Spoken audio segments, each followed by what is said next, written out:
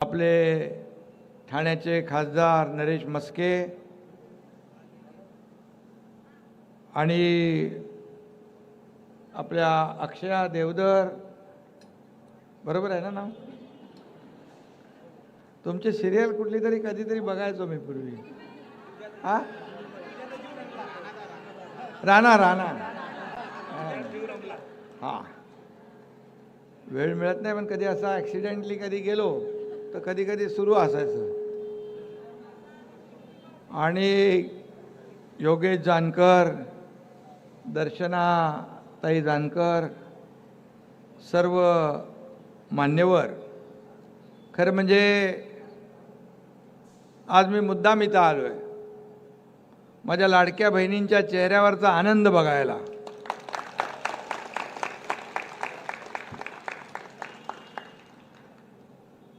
कारण मला आठवतं आहे की मी जेव्हा विधानसभेची उमेदवारी भरायला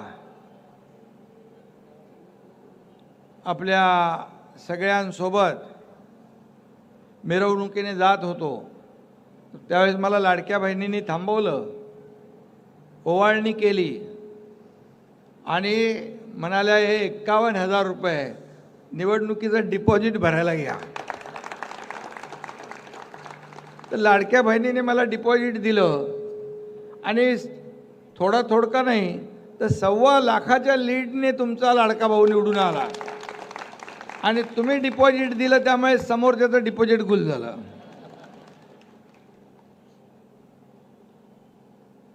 आणि मी या मतदारसंघातून आपल्या सगळ्यांच्या आशीर्वादाने आमदार झालो.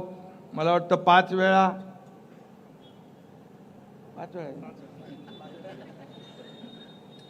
आणि त्यामुळेच मी या राज्याचा मुख्यमंत्री पण झालो. आणि 2.5 वर्ष तुमच्या सगळ्यांच्या आशीर्वादाने या राज्याची धुरा मला सांभाळायची संधी मिळाली, मुख्यमंत्री म्हणून काम करायची संधी मिळाली आणि तो काळ आपण पाहिला. आणि त्या 2.5 वर्षामध्ये मला जेवढं काही करता आलं, खरं म्हणजे 2.5 वर्ष हा मोठा कालावधी नसतो, पण त्यामध्ये जसं आपण कमी वेळात आणि कमी चेंडूत जास्ती धावा काढतो, तसं मी या महाराष्ट्राच्या विकासाला चालना दिली. अनेक रखडलेले प्रकल्प आपण सुरू केले, मुंबईतले, महाराष्ट्रातले, ठाण्यातले. आता ठाण्यातली मेट्रो देखील आपलं ट्रायल रन झाली. ठाण्यात रस्ते होत आहेत, मेट्रो होती आहे, मोठी उद्यानं होत आहेत, आता आपले रिंग मेट्रो होती आहे, आपल्या वागळे इस्टेटमधूनच जाते आणि इथून समोरून जाते. मेन मेट्रो जी येते ती वडाळा मुंबईवरून, ती अशी ठाण्यातून, गायमुखवरून, मीरा भाईंदरवरून बोरवली मुंबई, म्हणजे पूर्ण लूप तयार होतो आहे. आणि त्याला जोडण्यासाठी वागळे इस्टेट, किसन नगर, हे मॉडेला आणि हे सगळं वर्तक नगर सगळं त्याला आपण जोडतो आहे. आणि ती रिंग मेट्रो देखील मंजूर झाली आणि तिचं देखील काम सुरू होणार आहे. त्यामुळे ठाणं बदलतं आहे तुमच्या सगळ्यांच्या आशीर्वादाने. ठाण्याचा विकास होतो आहे. क्लस्टरची योजना आपली, तेही काम आपलं सुरू झालं. काही लोक म्हणत होते क्लस्टर काय, नुसतं निवडणूक आली की क्लस्टर दाखवतात. पण एकनाथ शिंदे दिलेला शब्द पाळतो, शब्दाला जागतो, हे मी दाखवून दिलं. आणि क्लस्टरची कामं किती मजले झाले योगेश? किती मजले झाले क्लस्टरचे? 18 मजल्याचं काम क्लस्टरचं सुरू झालं आणि बाकीचे प्लॉट पण आपल्या ताब्यात आले. आणि क्लस्टर जे धोकादायक इमारतीमध्ये राहणारे माझे किसन नगर, वागळे इस्टेट, वर्तक नगर, लोकमान्य नगर, सगळे जे लोक आहेत ते आता धोकादायक इमारतीमधून आपल्या हक्काच्या घरामध्ये जाणार, अधिकृत घरामध्ये जाणार. या मीनाक्षीताई या. हे माझं स्वप्न होतं. 15-20 वर्ष या क्लस्टरसाठी लढलो मी. आणि तेव्हाचे सरकार मुख्यमंत्री म्हणाले हे अनधिकृत इमारती आहेत, या होऊ शकत नाहीत. पण तुम्हाला माहीत आहे त्यावेळेस मी म्हणालो इमारती अनधिकृत असल्या तरी सुद्धा राहणारी माणसं अधिकृत आहेत. आणि रस्त्यावरही लढलो, विधानसभेत सभागृहातही लढलो, निलंबन देखील झालं. आणि एकदा तर तो प्रसंग तुम्हाला माहीत आहे, ते दाखवतात कधी कधी आपल्या माझ्या त्या ते काय बनवलंय तुम्ही व्हिडिओमध्ये, की जेव्हा मला वाटलं की आता हे क्लस्टरला सरकार काही दाद लागू देत नाही, तर मग मी मुख्यमंत्री तेव्हा पृथ्वीराज चव्हाण होते. मी म्हणालो दरवर्षी इमारती पडतात. साईराज पहिली पडली, 18 लोक मेले त्याच्यामध्ये. शिवाजीनगर खालचं किसन नगर, इकडचं लोकमान्य नगर, वर्तक नगर, अनेक इमारती पावसाळ्यात पडायच्या आणि लोकांचा जीव जायचा. मग मी त्यांना सांगितलं आमच्या डोळ्यासमोर आमच्या माता भगिनी, मुलं, बांधव इमारतीच्या ढिगाऱ्याखाली त्यांचा मृत्यू होत असेल, जीव जात असेल, तर आमच्या आमदारकीचा उपयोग काय? ही आमदारकी आम्ही तुम्हाला देऊन टाकतो, परत बहाल करतो. नाहीतर मग विधानसभेच्या गच्चीवरून मला खाली उडी मारावी लागेल. असं सांगितल्यावर सगळ्यांचे धाबे दणाणले आणि क्लस्टरला मान्यता मिळाली.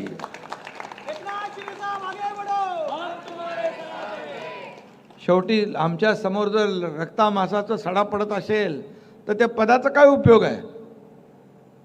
हे मानणारा हा तुमचा एकनाथ शिंदे आहे. ही भूमिका तुमच्या एकनाथ शिंदेची आहे. आणि म्हणून दोन लोक असतात, एक देणारे असतात, एक घेणारे असतात. मी नेहमी दोन्ही हाताने देण्याचं काम केलंय, घेण्याचं नाही. आणि देताना या हाताचं दुसऱ्या हाताला कळून पण दिलं नाही.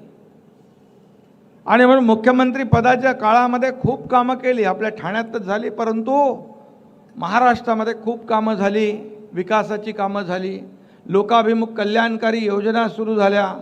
मुख्यमंत्री माझी लाडकी बहीण योजना सगळ्यात टॉप आणि हिट झाले. माझ्या लाडक्या बहिणींसाठी खूप निर्णय घेतले. एस टीमध्ये 50% सवलत, लेक लाडकी लखपती, त्याचबरोबर मुलींना उच्च शिक्षण मोफत झालं पाहिजे. एक टी व्हीवर बातमी आली होती, त्या बातमी रात्री मी 12:30 वाजता बघितली. एका मुलीने आत्महत्या केली. का?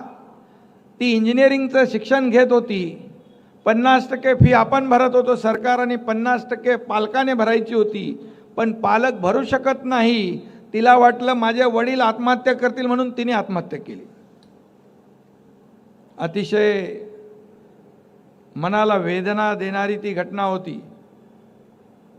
मी लगेच उच्च शिक्षण मंत्री चंद्रकांत पाटील यांना रात्री 1-1:30 वाजता फोन केला आणि म्हणालो आपल्या राज्यात जर शिक्षणापासून वंचित कोणी राहत असेल आणि शिक्षणासाठी उच्च शिक्षण घेण्यासाठी आत्महत्या करत असतील तर या सरकारचा उपयोग काय?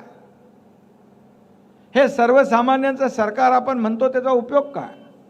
मला येत्या कॅबिनेटमध्ये हा तुम्ही प्रस्ताव आणा आणि तुम्हाला सांगतो 50% फी सरकार भरत होते ते 100% करून टाकली. 100% फीमध्ये सवलत देण्याचं काम आपण केलं. आता कुणीही उच्च शिक्षण घेऊ शकतं. असे अनेक निर्णय आपण घेतले, शेतकऱ्यांसाठी घेतले. आज आपण पाहतोय, तुम्ही मुंबईत ठाण्यात राहत असला शहरात तरीसुद्धा आपले नातेवाईक तिकडे गावात आहेत. 6 महिने पाऊस पडतोय. मे मध्ये सुरू झाला, अजून पाऊस सुरू आहे. शेतकरी संकटात आहे. आणि म्हणून दसरा मेळाव्याला तुमच्या एकनाथ शिंदेने पूर परिस्थितीतल्या आपल्या शिवसेनेच्या पदाधिकाऱ्यांना इकडे बोलवलं नाही. त्यांनी सांगितलं, मी सांगितलं तुम्ही तिकडेच थांबा आणि पूरग्रस्त शेतकऱ्यांना मदत करा. आणि त्यांना तिकडे थांबवलं. इकडून आपण मदतीचं सगळं पाठवलं आणि 32,000 कोटीचं पॅकेज आपण दिलं. शेतकऱ्यांना वाऱ्यावर कधी सोडणार नाही. आणि तुम्हालाही सांगतो, जेव्हा मुख्यमंत्री माझी लाडकी बहीण योजना सुरू केली तेव्हा खूप लोकांनी त्याच्यामध्ये कोणी कोर्टात गेलं, कोणी काय केलं, अनेक त्याच्यामध्ये अडथळे आणले, लाडक्या बहीण योजनेत खोडा घातला. आणि मी त्यावेळेस सांगितलं होतं, हे दुष्ट सावत्र भाऊ तुमच्याकडे जेव्हा परत येतील निवडणुकीत, तेव्हा मात्र त्यांना बरोबर लक्षात ठेवून त्यांना चांगला खोडा घातला, त्यांना जोडा दाखवा. आणि तुम्ही बरोबर असं दाखवला की त्यांचं डिपॉझिट गुल झालं आणि महायुतीचं सरकार आलं. आणि या महाराष्ट्रातल्या जनतेने जे काय मला प्रेम दिलं ते कधी मी विसरू शकत नाही. आणि म्हणून तुम्हाला धन्यवाद द्यायला या ठिकाणी मी मुद्दाम आलेलो आहे. आणि हेही सांगतो की कोणी किती काही अफवा पसरवल्या तरी सुद्धा लाडकी बहीण योजना कधीही बंद होणार नाही.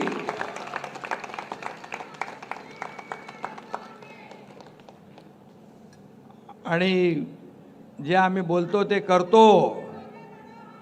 शेतकऱ्यांना कर्जमाफी देणार म्हटलं होतं, त्याचाही निर्णय आम्ही घेतलाय. शेतकऱ्यांच्याही मागं आपण उभं राहतोय. आता इकडं आपले योगेश आणि लाडकी बहीण आमची दर्शना हे बचत गट पहिला मला वाटतं कुठं शाळेत घेतला होता पहिला, आणि नंतर आपल्या टिपटॉपमध्ये घेतला. पुरला नाही. आता इथं पण पुरला नाही ना. आता इथं पुढचा कुठं घेणार? गडकरीला घेतला. लाडकी बहीण आहे म्हणून तर एवढ्या महिना आल्यात ना सगळ्या लाडक्या. आणि म्हणून मी आपल्याला एवढंच सांगतो की हे बचत गटाच्या माध्यमातून खूप मोठं काम होत आहे. मी तेही सांगायला विसरलो, बचत गटाचा रिव्हॉल्विंग फंड पण आपण वाढवला, 15,000चा 30,000 केला. आता उद्योग विभागाच्या माध्यमातून तेव्हा मी जेव्हा मुख्यमंत्री होतो, मुख्यमंत्री स्वयंरोजगार स्वतःच्या पायावर उभं राहण्याची योजना देखील आपण केली. म्हणजे फूड ट्रक असेल, इतर काही व्यवसाय असतील, ते महिला आपल्या भगिनी करू शकतात, लाडक्या बहिणी. या 1,500 रुपयामध्ये देखील काही लाडक्या बहिणी एकत्र आल्या आणि त्यांनी छोटे मोठे व्यवसाय जे आहेत ते सुरू केले. चंदनवाडीमध्ये एक वडापावची गाडी सुरू केली, लाडकी बहीण वडापाव असं नाव दिलं. मी गेलो होतो तिथं बघायला. अख्खं कुटुंब त्या चंदनवाडीच्या लाडकी बहीण वडापावच्या गाडीवर काम करत होतं. मी विचारलं त्यांना, किती पैसे दिवसभर तुमचा धंदा किती रुपयाचा होतो? म्हणाले 1,200 रुपये दिवसाला. आणि मग त्यातून थोडा खर्च होऊन, म्हणजे हे 1,500 रुपये किती उपयुक्त झाले. तुम्हाला त्याच्यामधून आर्थिक स्वातंत्र्य मिळालं, स्वतःच्या सहीने तुम्ही पैसे काढण्याचा अधिकार तुम्हाला मिळाला. आणि म्हणून तुम्ही देखील बचत गटाच्या माध्यमातून छोटे मोठे व्यवसाय सुरू करा. शासकीय ज्या योजना आहेत त्याचा फायदा घ्या, स्वतःच्या पायावर उभा राहा. फक्त 1,500 देऊन आम्ही थांबणार नाही, तर आमच्या लाडक्या बहिणींना आम्हाला लखपती झालेलं पाहायचं आहे. लखपती ह्या छोट्या छोट्या व्यवसायामधून आपल्याला पुढं जायचं आहे. आणि तुमच्या बचत गटाचा दर्शनाताईंनीच बचत गट केले, तू नसेल केले. ते डॉक्टर आहे का तुम्ही? डॉक्टर आहे. मग त्या ह्याचं वजन पण कमी झालं योगेशचं. हा, आयुर्वेदिक डॉक्टर आहे. तर योगेशचं वजन कमी झालं आहे, पण ते राजकीय वजन वाढलं आहे. एवढं सगळं बघून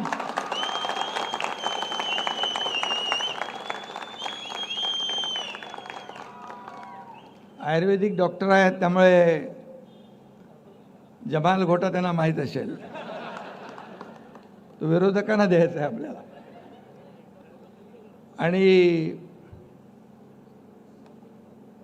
नाडी परीक्षण आयुर्वेदामध्ये येतं ना, मला पण थोडंफार येतं.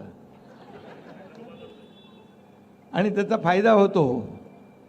विरोधकांच्या नाड्यात एक तर जोरात धावायला लागतात, नाही तर मंद पडतात. पण आता येणाऱ्या निवडणुकीमध्ये तुम्हाला हे दाखवून द्यायचं आहे, लाडक्या बहिणींची ताकद काय आहे ती.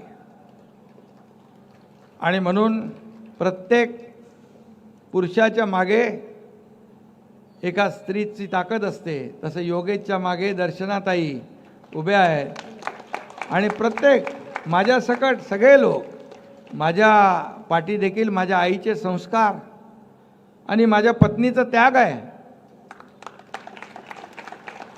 आणि त्यामुळे तर आपण सगळे आम्ही पुरुष बाहेर बिंदास काम करू शकतो आणि म्हणून मी आपल्या सगळ्यांना खूप खूप शुभेच्छा या ठिकाणी देतो. असंच काम करा. लोकसभेमध्ये देखील आपण खासदार निवडून दिला नरेश म्हस्के यांना, त्याबद्दल देखील तुमचं मनापासून मी अभिनंदन करतो.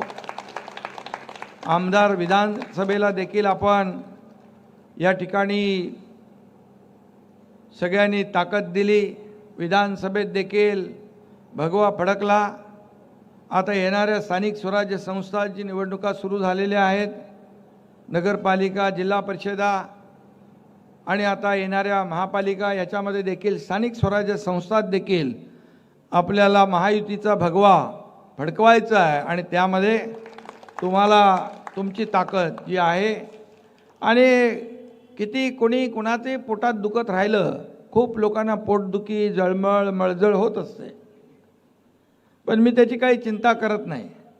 मी मुख्यमंत्री झाल्यापासून बघितलं ना, रोज टी व्हीवर बघता एकनाथ शिंदे आता सरकार पडणार, मुख्यमंत्रीपद जाणार, पण मी पूर्ण कालावधी तुमची या महाराष्ट्राची सेवा करत राहिलो. आता देखील पोटदुखी सुरू आहे आणि त्या पोटदुखीसाठी मी मोफत उपचारासाठी बाळासाहेब ठाकरे आपला दवाखाना सुरू केला आहे. आपल्याकडे केला आहे की नाही? तुझ्याकडे आईच्या नावाचं हॉस्पिटल, तिथं पण कॅशलेस आहे. शिवाजी हॉस्पिटलला आनंदिगे साहेबांच्या नावाचं आहे, ती कॅशलेस आहे. इथं कौशाला, वर्तकनगर, लोकमान्य नगर सगळीकडे आपण हॉस्पिटल सुरू केली. सर्वसामान्य माणसाला जेव्हा कुठला आजार होईल, होऊ नये, पण कुटुंबाचं रक्षण व्हावं म्हणून 1.5 लाखाची आपण महात्मा ज्योतिबा फुले योजना 5 लाखाची केली मी जेव्हा मुख्यमंत्री होतो. आणि म्हणून अशा या योजना आपण सुरू केलेल्या आहेत. आणि म्हणून आपल्याला मी एवढंच सांगतो की हे महाराष्ट्र राज्य तुम्ही खऱ्या अर्थाने मी सगळीकडे सांगतो, जेव्हा लोकसभेची निवडणूक झाल्यानंतर महाविकास आघाडीने फटाके फोडले, सरकार बनवणार म्हणून सगळ्या पदांचं वाटप झालं, कोण मुख्यमंत्री, उपमुख्यमंत्री, सगळ्यांच्या भाषा बदलल्या, ह्याला जेलमध्ये टाकू, त्याला जेलमध्ये टाकू, त्याला बर्फाच्या लादीवर झोपू, सगळं बोलू लागले. जसं सरकार आलं त्यांचं, सगळे हॉटेलं बुक झाली, पण माझ्या लाडक्या बहिणींनी त्याच्या सगळ्या हॉटेलचं बुकिंग रद्द करून टाकलं आणि त्यांना घरी पाठवलं. शेवटी काम करणारा कोण आहे? काम करणाऱ्याच्या मागं लोक असतात. जिथं आपत्ती तिथे एकनाथ शिंदे, जिथे संकट तिथं शिवसेना, हे समीकरण आपलं आहे. आनंद दिघे साहेबांचं गाणं इथं म्हटलं आहे.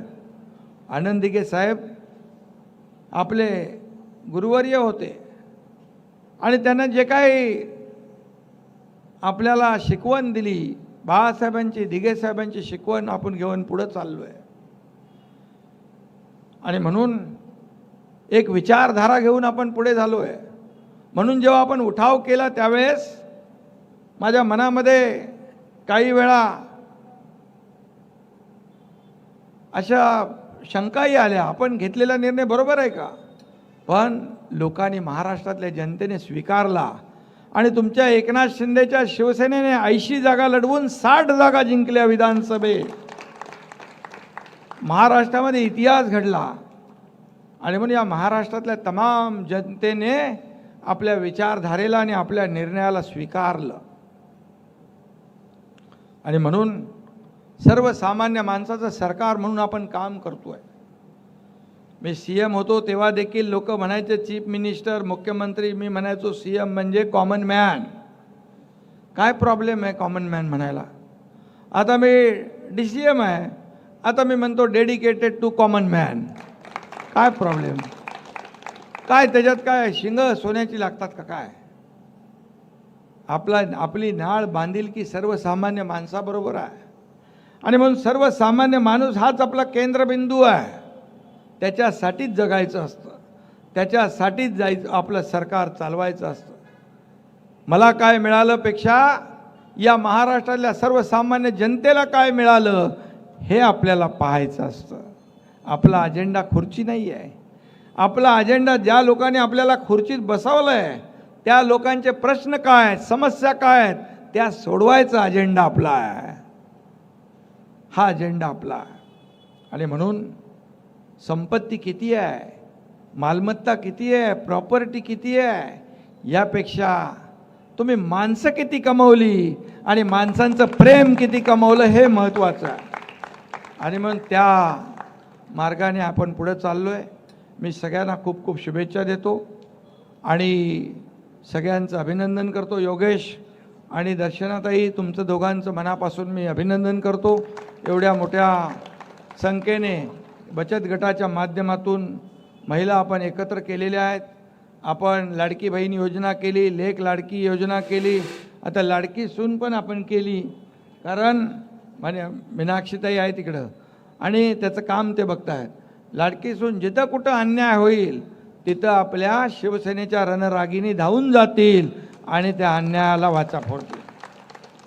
आणि म्हणून सगळ्यांना शुभेच्छा, धन्यवाद. जय हिंद, जय महाराष्ट्र. धन्यवाद साहेब. आज आपण वेळेत वेळ काढून या कार्यक्रमाला उपस्थित राहिलात त्याबद्दल साई दर्शनी फाउंडेशन यांच्या वतीनं, तसंच योगेशजी जानकर, दर्शनाताई जानकर